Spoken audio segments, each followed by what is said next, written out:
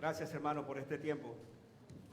Tiempo especial que hemos tenido en el día de hoy. Gracias porque nuestros niños van a sus lugares donde van a recibir también la enseñanza. Les prometí a un predicador invitado para hoy. ¿Recuerdan? ¿Se acuerdan, verdad? Bueno, aquí lo tienen. Hoy el pastor Julio Ruiz ha sido invitado para predicarle a los pastores de esta iglesia. Quizás suena extraño, ¿verdad? Pero es que el tema que voy a traer amerita ese planteamiento. El tema se titula Pastoreando al que nos pastorea. Creo que estaba pensando que yo tengo 48 años en el ministerio. Si no sabían eso, 48 años en el ministerio. Dentro de 2 años voy a cumplir los 50 años. Y es la primera vez que voy a predicar en el Día del Pastor. Voy a traerles un mensaje en el Día del Pastor, tocando un tema que no siempre se toca, pero que creo que eso es muy importante, sobre todo cuando la iglesia del Señor es la que, por supuesto, recibe siempre el consejo, la dirección del pastor en todo lo que tiene que ver con la guía, la enseñanza. Así es que es un tema pues que va a ser, creo yo, pues de mucho interés para nosotros. Y ese tema lo encontramos en 1 Tesalonicenses capítulo 5. Y ustedes se van a dar cuenta cuando leamos el pasaje de por qué entonces este pasaje tiene que ver con ese tema, pastoreando al que nos pastorea, o a los que nos pastorean, pudiéramos en todo caso ponerle ese título. Así que vayan a sus Biblias, por favor, y ubíquense allí en la lectura que tenemos, que es primera a los Tesalonicenses, el capítulo 5. Y vamos a leer entonces los versículos 12 hasta el 15. Repito, 1 Tesalonicenses capítulo 5, versículos 12 hasta el 15. ¿Les parece? Ponen de pie y vamos entonces a tener esta lectura de la palabra del Señor en esta porción de la palabra de Él para nosotros en el día de hoy. Dice el texto de la siguiente manera: os rogamos, hermanos, que reconozcáis a los que trabajan entre vosotros y os presiden en el Señor y os amonestan, y que los tengáis en mucha estima y amor por causa de su obra. Tened paz entre vosotros. También os rogamos, hermanos, que amonestéis a los ociosos, que alentéis a los de poco ánimo, que sostengáis a los débiles, que seáis pacientes para con todos. Mirad que ninguno pague a otro mal por mal, antes seguid siempre lo bueno, unos para con otros y para con todos. El resto de los versículos lo voy a decir al final, en la aplicación que haré del mensaje. Así que vamos a orar al Señor. Vamos a pedir que nos guíe, que nos hable en esta preciosa tarde que tenemos en este lugar. Cierre sus ojos, abra su corazón al Señor y dígale: Señor, háblame por lo que el pastor va a decirnos esta tarde. Señor, muchas gracias, muchas gracias. ¿Cómo no agradecerte a ti por la vida que nos das? ¿Cómo no agradecerte porque tú nos has salvado? Tú has perdonado nuestros pecados, tú nos has limpiado nuestros pecados, tú nos has hecho tus hijos. Somos parte de un rebaño, somos parte de una iglesia, somos parte de un redil. Gracias, Señor, por incorporarnos a esta muy amada iglesia desde tanto tiempo, desde tantos años. Gracias por cada hermano que está aquí presente y aún los que no pudieron estar. Una bendición muy especial para ellos, nuestro recuerdo, nuestro amor y nuestro aprecio. Bendito sea, Señor, porque tú nos das el privilegio a hombres con nuestras debilidades, con nuestras flaquezas, con nuestra condición humana, nos das el privilegio de ser pastor de una iglesia. Reconocemos, Señor, como dice la Biblia, respondiendo a la pregunta, para esto, ¿quién es competente? Pero nuestra competencia proviene de Dios. Por eso, Señor, nos acercamos a ti en esta hora. Y en lo personal me acerco a ti para suplicarte que tú nos presidas en este momento. Nos dirijas, nos guíes y nos hables. En el nombre de Jesús. Amén. Pueden sentarse, hermano. Muchas gracias.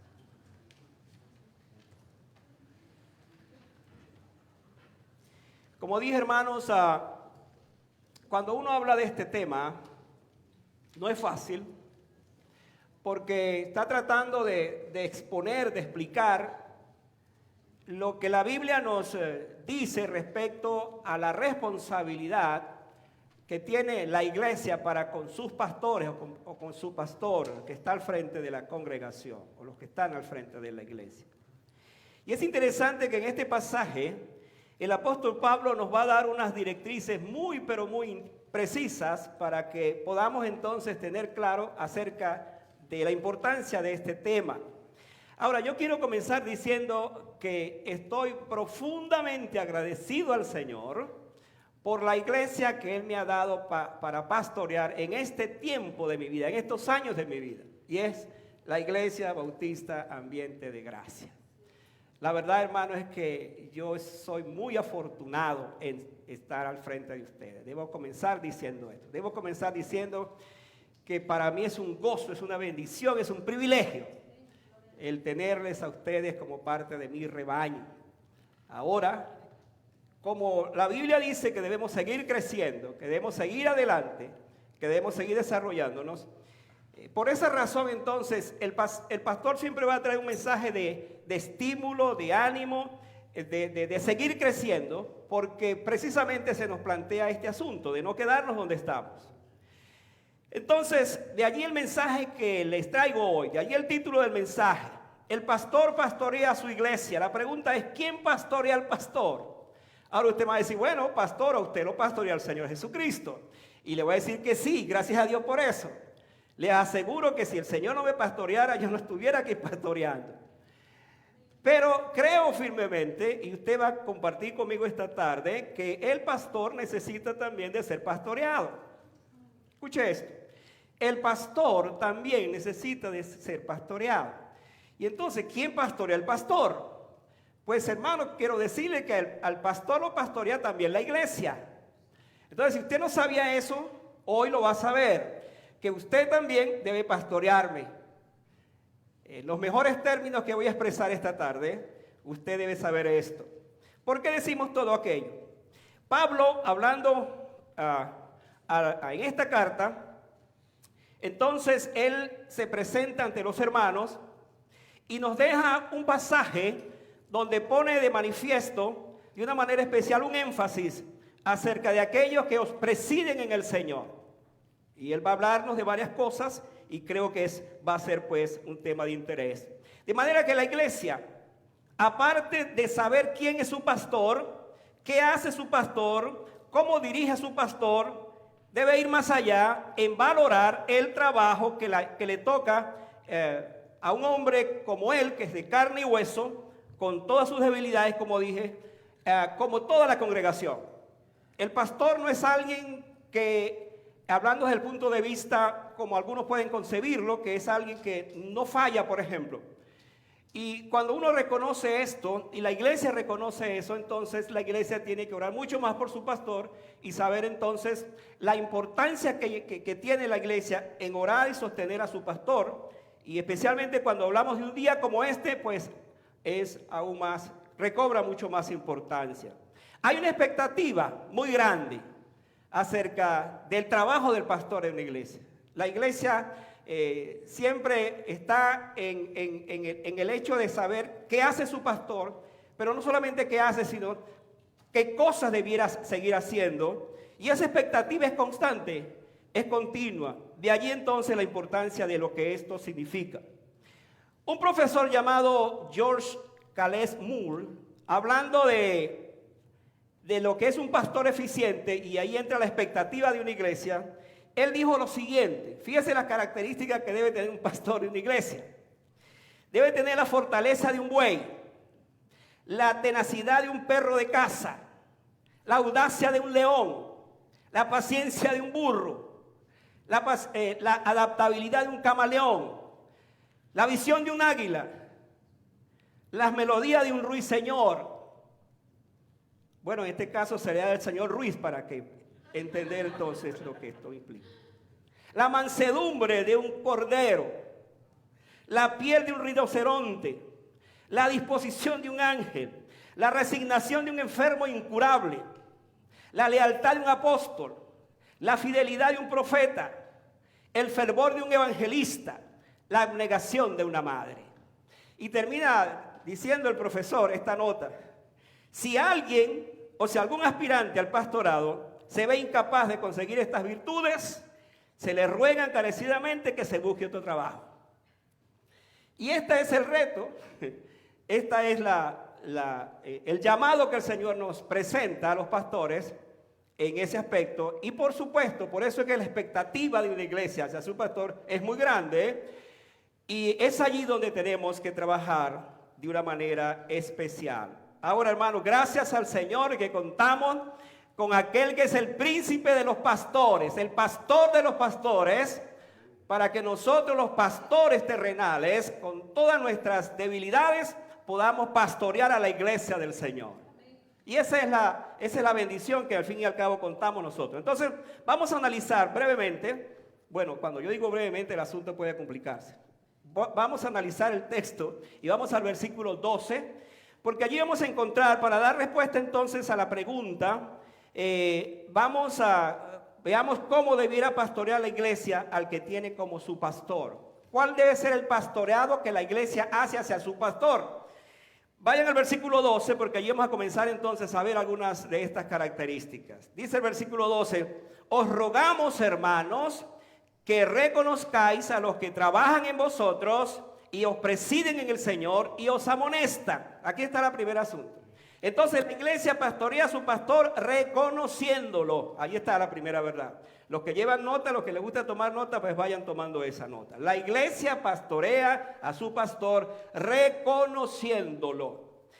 Uno de los asuntos que vemos en el carácter de Pablo era que nunca usaba su posición para imponer un criterio, para imponer su autoridad como apóstol, sino que él siempre utilizaba esta palabra: os ruego, hermano. Me encanta esa frase: os ruego, hermano. Otra versión dice: os pido encarecidamente, como un favor especial. Así lo está trayendo entonces Pablo, lo está presentando. Esto da a entender que el apóstol llevaba una carga muy grande en su corazón cuando dice: os ruego, hermanos, por todo lo que va a presentar, por todo lo que nos va a decir. Él habla esto. Algo estaba pasando en la iglesia, de ahí entonces ese ruego. Se dio cuenta que la iglesia tesalónica, con todo, que era una iglesia muy linda, muy hermosa, parecida por supuesto a la nuestra, o nosotros parecidos a ellos. Entonces él dice: os ruego, hermanos, os ruego, hermanos. Y hermanos, aquí vemos algo interesante. El ruego de Pablo es para que reconozcan a los que están con ellos por llamado divino.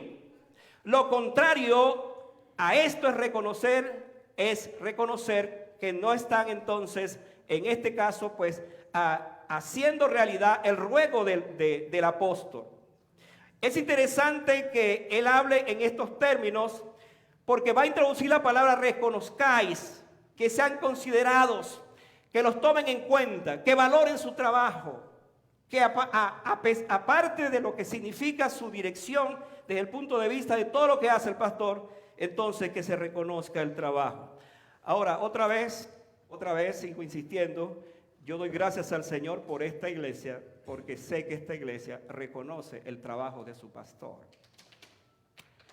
Y esto tiene una implicación interesante, porque hay tres grandes responsabilidades que ejerce un pastor. Vean otra vez el versículo 12.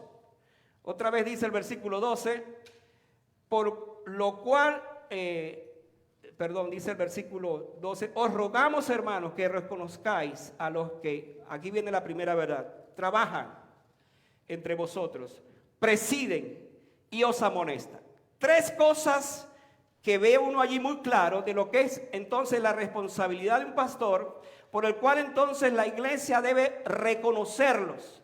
Aquí vamos entonces a analizar ambas cosas. Por un lado dice, los que trabajan en vosotros. Observemos este reconocimiento por el trabajo que ellos hacen. ¿Cuál es el trabajo de un pastor? Y voy a estar mencionando más adelante esto. Algunos juzgan muy rápido y hasta menosprecian el trabajo de un pastor, porque no es comparado, por ejemplo, con el trabajo que hace alguien en la calle, que hace alguien de esos trabajos fuertes, duros, muy propios de un lugar como este, especialmente de nuestros amados hermanos que están en nuestra iglesia, que están en nuestras iglesias. Entonces, pudiera juzgarse muy rápido acerca del trabajo que un pastor hace. De allí viene la importancia como dice Pablo, de reconocer a los que trabajan en vosotros.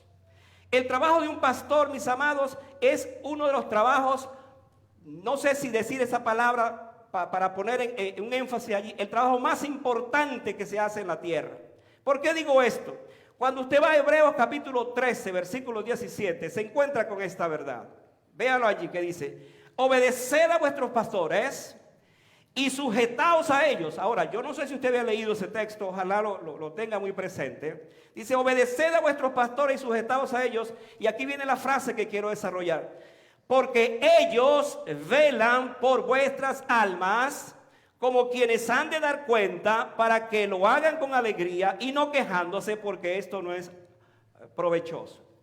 Yo encuentro en este texto, cuando se habla de que reconozcáis el trabajo de un pastor, encuentro en este texto la importancia de lo que en efecto es el trabajo de un pastor desde el punto de vista de lo que es su responsabilidad.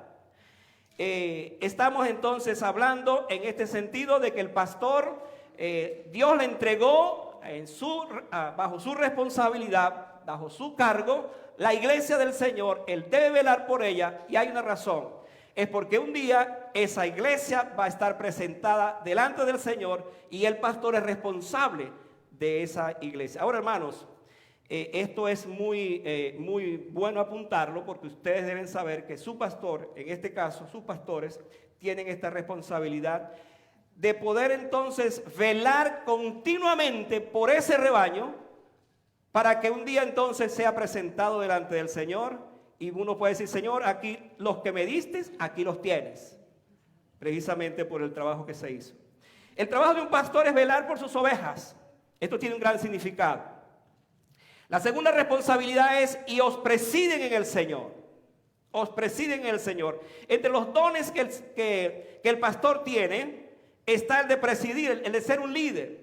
Muchas veces se cuestiona también esto, por alguna razón. Sin embargo, Dios le da esa dirección, esa, diríamos, responsabilidad al pastor de ser un líder de la iglesia, y por eso preside, y de esta manera dirige la iglesia. ¿Por qué digo esto? Otra vez, porque a veces se cuestiona cuál es el liderazgo de un pastor. De allí este recordatorio, de allí la importancia de esto. Pero además dice el texto, y os amonestan. Aquí viene otro asunto que es importante. Amonestar significa llamar la atención o reprender, pero gentilmente. Me gusta esa frase. Advertir acerca de algo. O como alguien lo expresó, al mismo tiempo que su tono es fraternal, es como de un hermano mayor. Así es, por supuesto, la amonestación de un pastor hacia su congregación. El pastor entiende lo que esto significa, las implicaciones de lo que esto significa, y por lo tanto entonces al hablar, sea por la palabra o sea en la consejería, uno amonesta a la congregación, a la iglesia, porque al fin y al cabo ese es el trabajo, es la responsabilidad que tenemos nosotros los pastores. Así que, hermanos, en primer lugar, ustedes, según lo que estamos diciendo aquí, ustedes deben reconocer a quienes están al frente de ustedes. Pero en segundo lugar, al versículo 13, la iglesia pastorea a su pastor amándolo. Esta frase me encanta. Vamos a ver el versículo 13, amándolo. ¿Qué dice allí el versículo 13? Y los que, dice, y los tengáis en mucha estima y amor por causa de ¿qué? De su obra. ¿Y qué añade? Tened paz entre vosotros. Así es, exactamente. Ahora, hermano, pongan atención a esto, porque cuando uno se mete en la palabra y comienza a descubrir esas verdades que están allí, que muchas veces el español no nos ayuda tanto para entender lo que sucedió en el original, pero cuando uno comienza a escudriñar esto se da cuenta de verdades preciosísimas, hermosísimas. La palabra estimar y amor, escuche esto, son dos palabras que significan algo que es hiperbólico, algo extremadamente grande, algo que simplemente cuando uno lo visualiza de esa forma es algo inmensamente grande.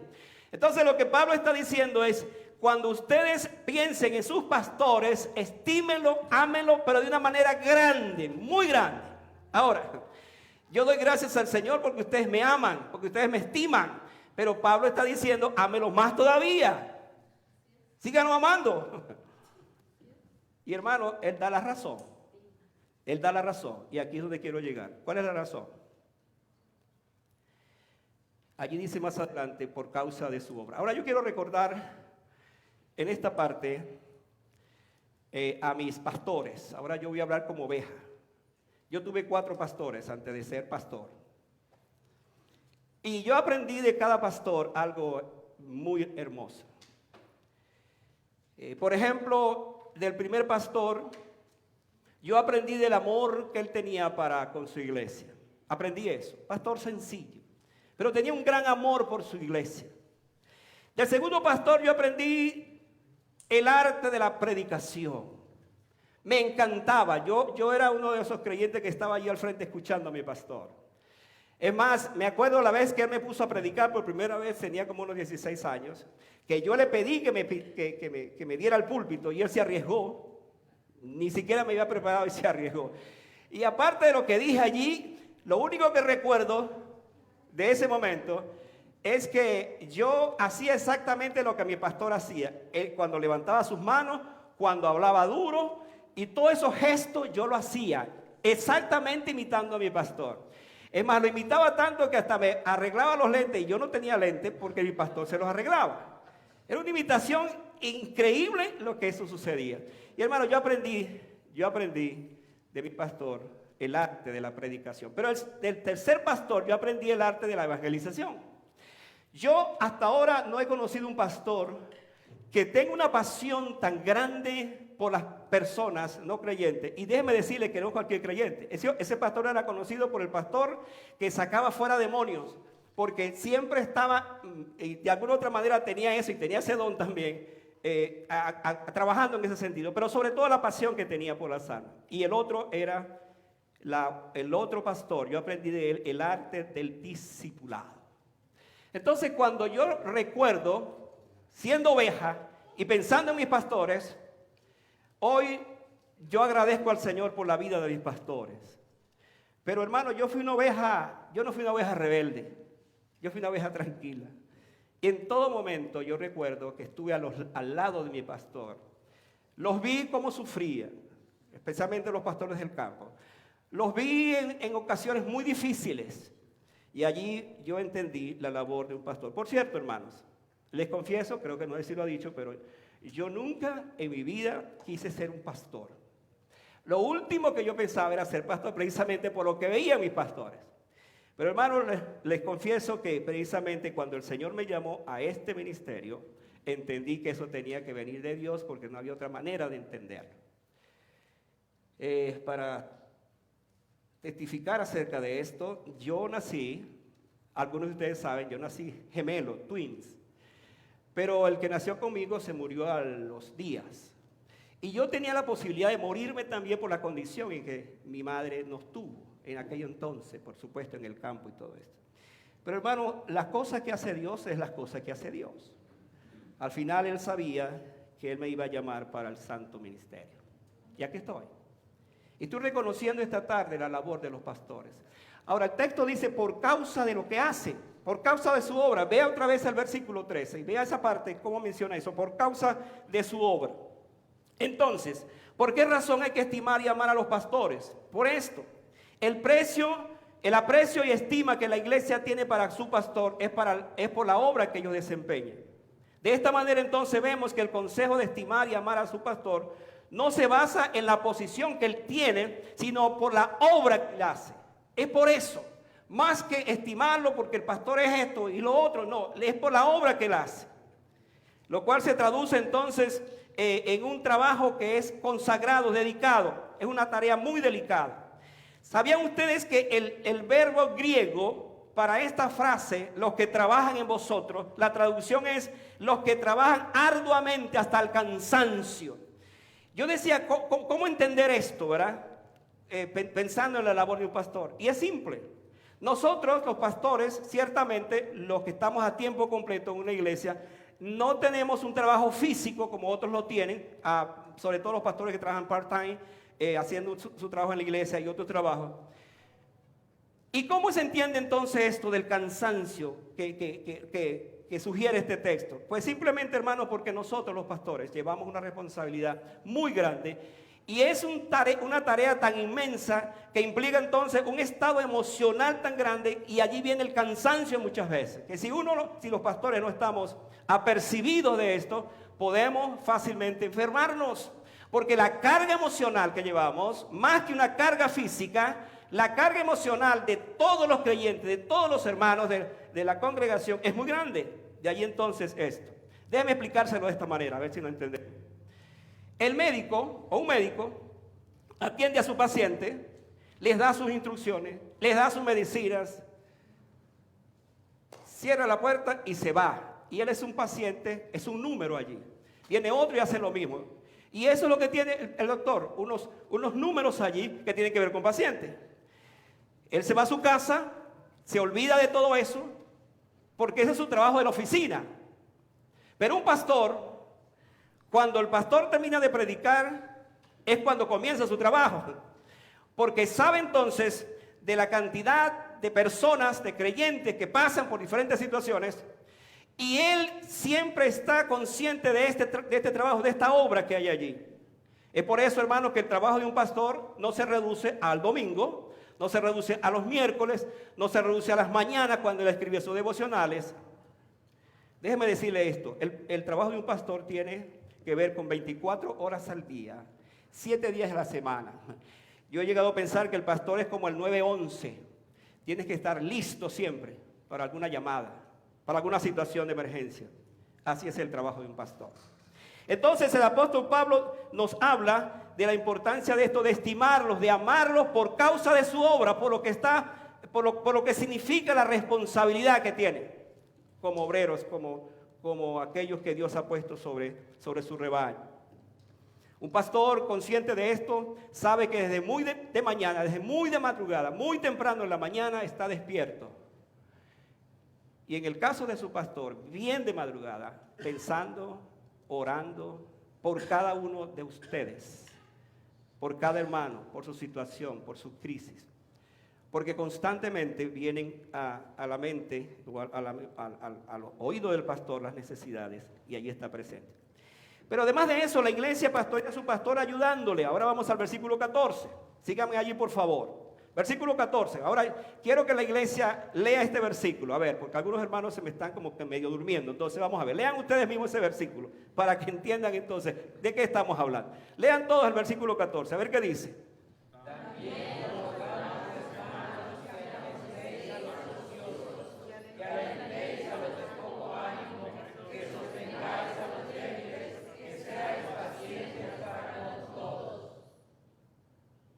ahora, ¿leyó bien el texto? Leyó que el texto no dice, también os rogamos a los pastores, no dice eso, ¿verdad? Dice, ¿a quiénes? A los hermanos, o sea, a la iglesia. ¿Cuál es el título de mi mensaje? Pastoreando el que pastorea. Ahora, la tercera verdad es que la iglesia pastorea a su pastor ayudándole. Y aquí hay algo que quiero que usted lo vea muy de cerca. Porque como siempre tenemos en nuestra mente, no, esa es tarea del pastor, ese es trabajo del pastor. Así no es, así va a ser. Es trabajo de todos, exactamente. Ahora vamos a ver esto, vamos a analizar. Primero dice, amonestando y alentándonos unos a otros. Dice, también os ruego, otra vez, me encanta esto de Pablo, también os ruego, hermanos, que amonestéis a los ociosos, que alentéis a los de poco ánimo. Esta es la primera parte que habla. alentar a los ociosos y animar a los de poco ánimo. Uno se pregunta, ¿hay en la iglesia hermanos ociosos? Pues sí. ¿Hay en la iglesia hermanos desanimados? Pues sí. ¿Hay en la iglesia hermanos débiles? Y bastante. Entonces, ¿a quién le corresponde esa tarea? Por supuesto al pastor, pero también a la iglesia. Ahora, yo quiero que aquí capten lo que quiero decir, especialmente a los hermanos que no son tan débiles, que son maduros, que son creyentes ya de tantos años, de tanto tiempo, que esta también es su tarea. Esta no solamente es la tarea del pastor o de los ancianos, de los diáconos, esta es la tarea de todos. Pero hermanos, aquí es donde entonces tenemos que ver las implicaciones de esto. Pablo otra vez dice, os rogamos hermanos, otra vez, él no impone, sino que él reconoce que este pedido es un pedido de amor. Introduce un texto que es sumamente interesante. Cuando él habla en la iglesia a los tesalonicenses que habían hermanos ociosos y desanimados. Por cierto, la palabra desanimado es con un alma pequeña, de aquellos creyentes que son como muy sensibles, por cualquier cosa se desaniman. Hoy estuvimos, por cierto, en la escuela dominical estudiando acerca de Elías, el hombre, el gran profeta de Dios, que también se desanimó. Porque esto sucede a menudo. Y hermanos, yo me encuentro constantemente con hermanos tan desanimados que cuando veo su cara, a veces me desanima también. Yo no sé si ustedes se acuerdan, de hace años, yo fui siendo pastor en otra iglesia, siendo pastor en Canadá. Había un hermano que cuando yo lo veía y hablaba con él, literalmente ese hermano me desanimaba. Y un día yo hice una prueba, yo dije, voy a ver qué pasa. En efecto, iba a predicar sobre el desánimo. Y entonces yo llamé a ese hermano y le dije, hermano, te estoy llamando porque voy a predicar un mensaje sobre el desánimo. Y entonces yo quiero que tú me digas cómo animar a un pastor desanimado. Hermano, usted no tiene idea cómo ese hermano comenzó a hablar así rapidito, porque era muy pausado para hablar. Y comenzó a decir esto y a decirme esto. Claro, yo no lo estaba diciendo porque él siempre estaba desanimado. Mi intención era que, por supuesto, él reconociera en su vida la necesidad de estar, por supuesto, animarse. Y yo recuerdo que él, pues, después de eso dijo, pastor, yo estoy dispuesto ahora más que nunca a asistir a la iglesia, a estar en la escuela dominical, a no perderme los cultos y ayudarlo en esto. Bueno, surtió efecto la llamada. Y uno tiene esta situación en la iglesia. Hay hermanos que pasan por tremendos tiempos de desánimo. Pero hermano, por favor, si usted todo el tiempo está desanimado, hay algo que le está pasando. Porque algo tiene que haber que lo motive, que lo mueva. Y es allí donde la Biblia nos dice, por supuesto, que debemos trabajar. Entonces, en la iglesia necesitamos a los hermanos maduros, hermanos más responsables, que ayuden al pastor a animar a los que están desanimados. Ayuden a aquellos que están ociosos para que entonces se pongan a tono con el Señor. Sosteniendo a los pacientes también, dice el texto allí, hablando de los débiles, dice. Los débiles son los más vulnerables, los que más nos necesitan. Hay hermanos débiles en la congregación. Por cierto, la Biblia dice que sostengáis los débiles en la fe, porque no solamente hay débiles físicamente o emocionalmente, sino débiles en la fe. Y somos responsables de eso. Yo alabo al Señor cuando en la iglesia, escuche esto que voy a decir, cuando en la iglesia tenemos hermanos maduros, mayores, hermanos, los llamamos hermanos mayores, que tienen la capacidad que le da al Señor a través de sus dones de precisamente ayudar a esos hermanos en esa condición, a esos hermanos débiles, a esos hermanos que más nos necesitan, poder entonces ayudarlos, porque es tarea de la iglesia. Entonces, ustedes van a ayudar a su pastor, pastorean a su pastor cuando esto sucede. Bienaventurada la iglesia que cuenta con esta clase de hermanos. Y feliz el pastor que los tiene para que le ayuden a llevar la carga, porque la carga es muy grande, la carga pastoral. Haciendo esto, entonces la iglesia estaría pastoreando a su pastor también. Observemos a este grupo. Si alguien necesita de nuestra ayuda, son los débiles, para que se mantengan en pie. Y es allí donde todos tenemos que trabajar. Hermanos, la idea de este texto es que no seamos indiferentes. Escuchen, no seamos indiferentes con nuestra gente, con nuestros hermanos. El pastor de una iglesia tiene muchas responsabilidades. Pero si usted sabe, si usted es un creyente maduro, usted sabe que hay un hermano que está pasando por una situación, no espere que su pastor sea el que haga esto. Si usted puede hacerlo, si usted puede llamar, si usted puede visitar, no espere y no le reclame al pastor si no lo hace. Porque el pastor está envuelto en otras cosas. Por supuesto, siempre pensando en su iglesia, cómo atenderla. Entonces son estos hermanos, son ustedes. Como dijo el comentarista Moffat, observando este verbo en griego, dice, apegarnos a ellos, a los débiles. Porque poner nuestro brazo, quiero decir, sobre ellos alrededor. O como lo dijo Barclay, en vez de permitir que el hermano débil se deslice, enganchémoslo a la iglesia de tal manera que no se puede escapar de nosotros. Es fácil cuando uno ve una situación como esta, un hermano que es débil, que todo el tiempo está uno encima y encima y encima, y el hermano no termina de levantarse, provoca como que dejarlo allí. Pero no, hermanos. ¿Se acuerdan de la parábola de las 100 ovejas? Hay 99 seguras, pero hay una que el pastor va a buscar. Y es allí donde nosotros tenemos que reconocer entonces la importancia de este trabajo en equipo. Me encanta esto. Yo creo que hacia allá tenemos que ir cada día más, descubrir esos hermanos en la iglesia que tienen esa capacidad, que son maduros en su fe, que son capaces de, sin que el pastor le mande, simplemente hacer ese trabajo, reconociendo entonces a aquellos que están en esta condición. Por último, hermanos, la iglesia pastorea a su pastor viviendo en armonía. Ahora vamos al versículo 15. Vean lo que dice el versículo 15. Mirad que ninguno pague a otro mal por mal. Antes, que dice, congregación, lea el texto.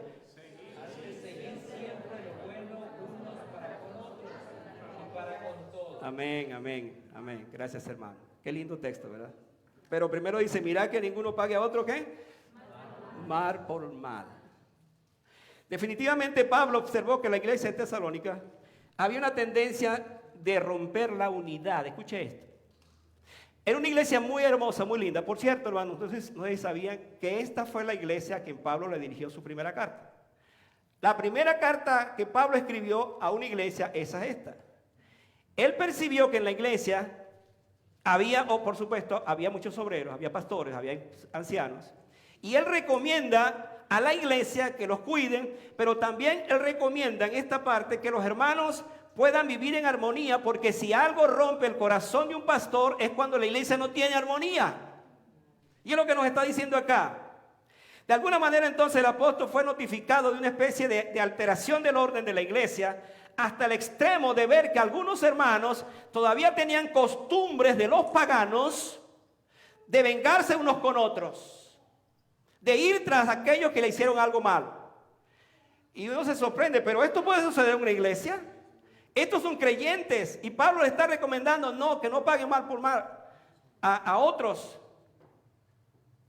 Hermano, la situación es esta. La iglesia del Señor es llamada para vivir en armonía, para disfrutar de ese amor los unos con los otros. Cuando hay un síntoma, cuando hay algo que está indicándonos que se está rompiendo la armonía, es allí donde tenemos que trabajar. Y la iglesia pastorea a su pastor cuando en su totalidad permanecen de tal manera unidos para que nada de eso ocurra. Allí también estamos viendo esto. Pero la otra parte dice, antes seguid siempre lo bueno unos para con otros. Esto es procurar la armonía siempre. La iglesia está llamada a mantener un equilibrio, escuche esto, donde se vea a los hermanos amándose, cuidándose unos a otros, como lo hacía la iglesia de Antioquía. Yo no sé si ustedes me han oído hablar de la iglesia de Antioquía. La iglesia de Antioquía, a excepción de las 7 iglesias que ya vimos, era una iglesia muy hermosa, bellísima iglesia. Dice que cuando Bernabé fue a la iglesia, lo primero que vio fue un ambiente de gracia vio allí. Y de tal manera dice que los hermanos se amaban, se cuidaban unos a otros, había líderes, había obreros, Y por cierto, de allí salió Pablo y salió Bernabé para el primer viaje misionero. Imagínense ustedes la clase de iglesia que era ella. Entonces, allí se nos exhorta a vivir en eso. Ahora, vayan al versículo 13 otra vez y vean la última parte. Van a leerme la última parte. A ver qué dice la última parte del versículo 13. Tened paz entre vosotros. Gracias, hermano. Ahora, hermano, yo voy a hacer algo esta tarde con el permiso de Pablo, por favor, con el permiso de Pablo. Y voy a leer el texto del versículo 15 de esta manera. A ver cómo suena. Versículo 15. El versículo 15 lo leemos así. Mirad que ninguno pague a otros mal por mal. Antes seguid siempre lo bueno, unos para con otros y para con todos. Tened paz entre vosotros. ¿Suena bien? Suena bien. ¿Por qué hago esto? Porque, hermano, este texto nos habla de la necesidad que la iglesia debe buscar esto, la paz siempre. Por eso dice, no se venguen, sino busquen lo bueno. Y para que eso ocurra, yo debo tener paz. Y hermano, ¿qué es la paz? La paz es parte del fruto del Espíritu. Un creyente que no tiene paz no vive el fruto del Espíritu. Y hermano, hay que reconocer que muchas veces no tenemos paz. Y es aquí donde el Señor trabaja con nosotros. Cada conflicto que se levante en una iglesia debe ser tratado inmediatamente para que el diablo no gane ventaja sobre nosotros. Si sus líderes están gastando sus energías en disputas estériles o tratando de resolver las diferencias personales, entonces, ¿qué queda para el mundo? Si la iglesia no hay paz, ¿qué queda para el mundo? Pero otra vez, gracias al Señor. Porque si algo hemos logrado y queremos mantener en nuestra iglesia es la paz, los unos con nosotros. La paz entre nosotros, la armonía entre nosotros. Que tengamos paz, esto es lo importante. Amemos, pensando en esto, como pueblo escogido de Dios, amemos al Señor. Vivamos vidas santas, vivamos vidas compasivas, llenas de bondad, de humildad, de mansedumbre, de paciencia. Soportémonos los unos a los otros, perdonémonos los unos a los otros, sin resentimiento. Perdonemos como Cristo nos ha perdonado. Hay hermanos que no entienden esto. ¿Cierto, verdad? No entienden esto. Si yo he sido perdonado, si mis pecados han sido perdonados, pues yo debo perdonar también a otros. Porque eso es lo que la Biblia me enseña. Entonces, vamos a concluir diciendo lo siguiente. Las expectativas de la iglesia hacia su pastor siempre son grandes. ¿Y sabe qué, hermano? Lamentablemente no siempre la iglesia está conforme con su pastor. Porque como que algo le falta al pastor. Yo le voy a dar esta ilustración para que me entienda lo que quiero decir. Otra vez, no me estoy quejando de mi iglesia. Gracias al Señor, esta iglesia es hermosa. Yo reconozco eso. Pero pudiera pasar esto. A ver qué les parece. Alguien escribió lo siguiente. Si el pastor es gordo, es que no ayuna. Si el pastor es muy flaco, pasa hambre y es un mal testimonio. Si es muy joven, le falta experiencia. Pero si es muy viejo, le falta energía y dinamismo. Si es alegre, es irreverente y le falta seriedad. Pero si es serio, le falta amor y ahuyenta a la gente. Si es bien parecido, se la da de engreído. Bueno, no dice si es feo, por supuesto, esta ilustración. Si es de un fuerte carácter, lo quieren más suave. Pero si es de un carácter fuerte, o suave, perdón, lo quieren más fuerte. Si es muy activo, lo quieren calmado. Pero si no se mueve, es un perezoso. Si anda visitando, descuida la iglesia. Pero si no sale, le falta amor por la iglesia. Si habla despacio, es monótono. Pero si habla rápido, nadie le entiende. Si se viste bien, está gastando el dinero de la iglesia.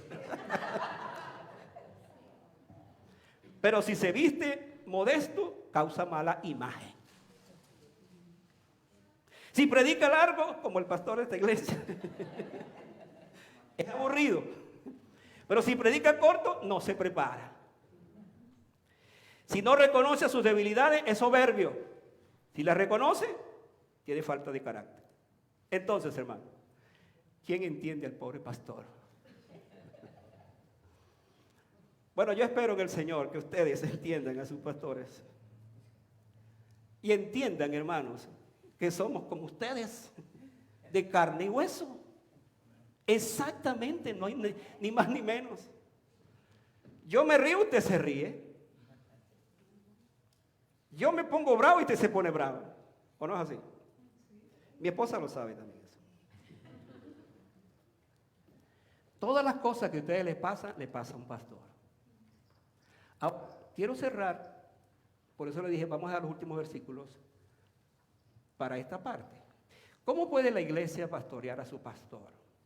Escuche lo que va a decir. Versículo 17. Orad sin cesar por ellos. ¿Cómo puede la iglesia pastorear a su pastor? Dando gracias al Señor por ellos. ¿Cómo puede la iglesia pastorear a su pastor? No apagando el espíritu. ¿Cómo puede la iglesia pastorear a su pastor? Examinándolo todo y reteniendo lo bueno. ¿Cómo puede la iglesia pastorear a su pastor? Absténgase de toda maldad. Y este es el resultado cuando esto hacemos. Y el mismo Dios de paz os santifique por completo a la iglesia. Bendito sea el Señor. Y todo vuestro ser, espíritu, alma y cuerpo sea guardado irreprensible para la venida del Señor Jesucristo. Y termina diciendo, fiel es el que os llama, el cual también lo hará. Amén. Así es nuestro Dios. Así es nuestro Dios. Así es nuestro Dios. Yo alabo al Señor esta tarde y con esto cierro. Les prometo que con esto cierro. Yo alabo al Señor por la iglesia bautista Ambiente de Gracia. Cuando yo pensaba en mis últimos años de pastorado, como dije, tengo 48 años en este negocio, en este asunto. Dentro de 2 años, prepárense para los 50 años, que son las bodas de oro de su pastor. Cuando yo pienso en la iglesia que el Señor nos ha dado, hermano, debemos alabar al Señor por esta bendición. Pero debemos cuidar esta iglesia. Debemos cuidar a su pastor. Debemos orar mucho más por su pastor. Mire, ¿sabe a qué hora se levanta su pastor para orar por ustedes? Se los voy a revelar. A las 4 de la mañana su pastor está despierto. Y les confieso, no puedo dormir más. Ya es que es automático. ¿Qué hago a esa hora? Hago un repaso completo de todos ustedes y los traigo delante del Señor. Y me da gozo orar por ustedes.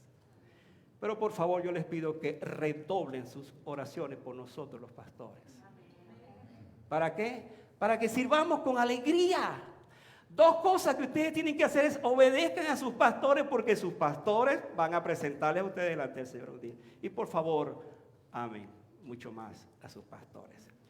Yo les amo de todo corazón. ¿Me escucharon eso? Yo les amo de todo corazón. Pues amémonos de esa manera. Dios me lo bendiga. Y demos gracias al Señor por eso. Padre, gracias una vez más por este tiempo. Gracias porque tú nos das por tu palabra siempre las instrucciones.